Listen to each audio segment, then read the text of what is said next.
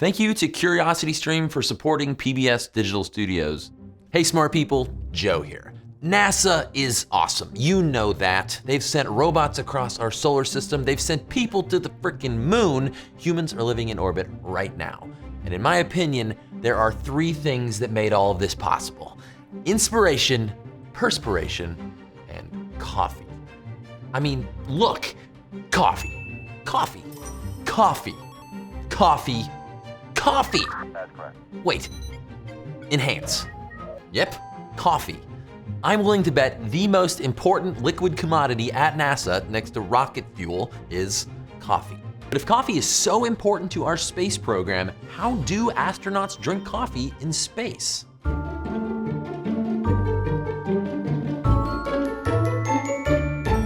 Don's an astronaut. He's already spent more than a year of his life in space, and he really wants to go back.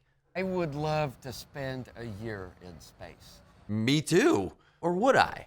A year-long mission is a really big portion of your life to spend off planet Earth. I mean, think about everything you've done today, this week, this month, and then imagine leaving all of it behind. I asked Don what he would miss. Outside of family, okay, because the number one thing you miss is your family and your friends. Outside of that, I can honestly say I don't miss anything from planet Earth. You could fly like Peter Pan. You can look out the window. So there's always something incredibly different that you can only do in space that fills in all the holes that are left from not being a creature on planet Earth anymore. But here's the thing, I don't believe that, because Don and I share one important love in life: coffee. You and I have talked about this before. Yeah, I'm a You're a coffee coffee fiend. I do not believe you that you can get a great cup of coffee inside the International Space Station. Okay, most of the time you're absolutely correct. The standard cup will not work in a weightless environment. You know, the cup that we're all used to drinking. Wait, I have a stunt cup right here. Oh, this, yeah. A standard cup like this does not work in a weightless environment. It requires gravity to hold the fluid in the bottom of the cup, and it requires gravity to allow the fluid to flow out when you want to take a sip. Honestly, until I talked to Don, I'd never really thought about how we drink. I mean, when you raise a cup to drink, it feels like you're lifting the liquid into your mouth. But this really only works because in normal Earth gravity, the liquid is trying to fall and the cup isn't. Now, up on the space station, there's still gravity. It's just that everything is falling all together. Our 1G ideas just don't make sense in that 0G environment. If you squirt liquid into a normal Earth cup up on the space station, it would just stick to the edges and the bottom, no matter what direction you turn the cup. I guess you could stick your tongue down there, kind of like a butterfly drinking nectar out of a flower or something, but our tongue isn't long enough. Right. It kind of sounds dangerous, actually, when you start talking about really hot liquid sloshing around your face. The NASA engineers have come up with a perfectly fine engineering solution. It's called the drink bag. Yeah, so basically juice boxes in space. Coffee was not meant to be enjoyed from a bag. It's a travesty, really. I can't even. Perhaps 70% of the effect of a cup of coffee comes from the smell. Oh, right. And when you're drinking it through a straw from a bag, you do not get any smell. So it's more like flavored hot water that's really a mechanism for getting caffeine into your body. So Don identified a problem. He wanted to actually enjoy a cup of coffee in space. So he decided to invent a solution in space. I've got it right here. And this is a zero gravity cup. And I actually made this on STS-126. Okay, well, what I have here is a little cup I made from an overhead transparency film that I found. I've also got a bag of coffee, and we can suck our coffee out from a bag, but to drink it from a cup is hard to do because you can't tip the cup up and get the liquid out, and it's also easy to slosh.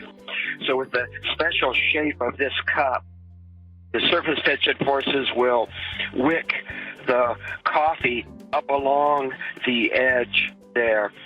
You don't sit around, you float around, right? Okay. And I was floating around, and I got there's this eureka moment. I remembered some stuff from school, and I got this idea that if I made a cup with this shape like this, with this acute angle, then fluid placed in this cup will creep up the side with the acute angle and park itself right next to the lip.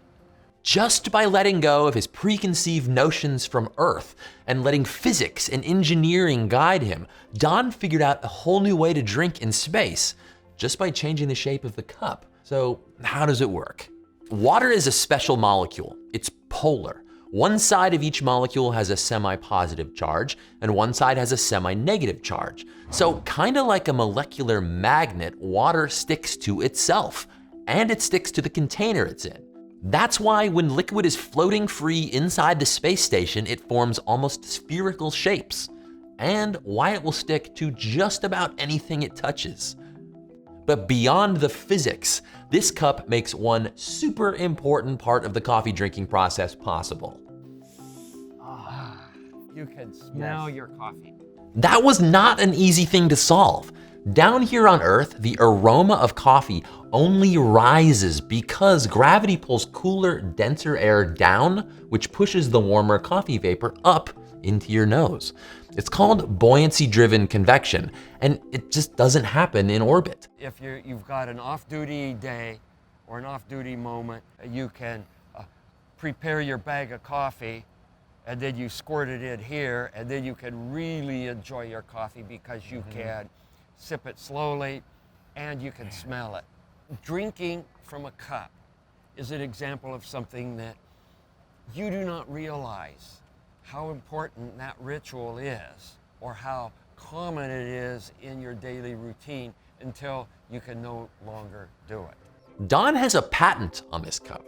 This coffee cup is officially the first thing invented in space.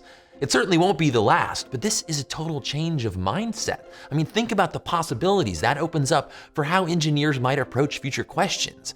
I mean, if we want to invent a future in space, we have to invent a future in space. You just can't do some experiments down on Earth. Working with a research collaborator down here, Don has continued studying how liquid flows in zero-G and improving the space cup design on other missions. This is generation 2. And you know they scienced the heck out of this thing. The back of the cup is round, and it's got a narrow angle on the drinking side. That angle gets gradually narrower near the top, so as liquid is sipped off, the cup automatically draws more up. And for the past few years, astronauts have kept experimenting on the space station every time they have a cup of coffee.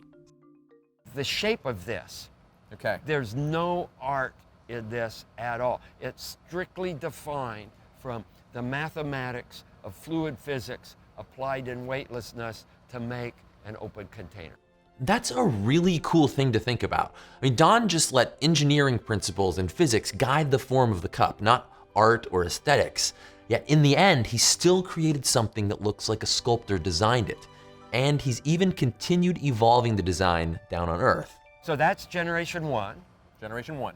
That's generation 2. Generation 2. This is generation 3. I make these in my garage, and I've got a kiln, and I learned how to cast porcelain as a kid because my mother liked to make slip cast porcelain. And I didn't think I'd ever have a use for that. And so here I am using all of the skills that my mother taught me to slip cast porcelain these zero-G cups.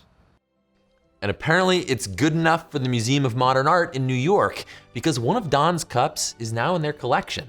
It was donated by Italian astronaut Samantha Cristoforetti. If you understand your science correctly and then you do your engineering to make something useful from your science, it should have an artistic measure to it. This is so cool that something that started as this free-floating kind of curiosity experiment led to real science that patents, new inventions in orbit, and then art and something that you're enjoying on Earth all together. Listen, I love coffee. Don loves coffee. Maybe you love coffee. But this is about more than that. It's really important science. Understanding how liquids behave in zero G is a matter of safety, and it will help design better technology for everything from cooling systems to space toilets to rocket fuel pumps. The kind of stuff that keeps astronauts alive and safe so they can go do the next thing that's never been done before. Every once in a while, you go into the frontier and you make an observation, and it's like, whoa, I have no idea why that happened. And that's where science gets done. Stay curious. Hey guys, I'm on the road, I'm in a hotel room, and I'm having a cup of coffee. I want to say a big thank you to CuriosityStream for supporting PBS Digital Studios. If you don't already know, CuriosityStream is a subscription streaming service that offers a variety of documentaries and nonfiction titles from a bunch of different filmmakers. And their collection includes a bunch of CuriosityStream originals, like Miniverse. Miniverse is brought to you by another astronaut, Chris Hadfield. He was the guy doing that cool washcloth of water experiment on the space station that you just saw. Chris takes you on a road trip across our solar system, only scaled down to the continental United States, so no spaceship required. You can learn more at curiositystream.com/smart, or just check the link down in the description. You know, up on the space station, they say that yesterday's coffee is tomorrow's coffee because they recycle their pee to make their drinking water. So, bottoms up.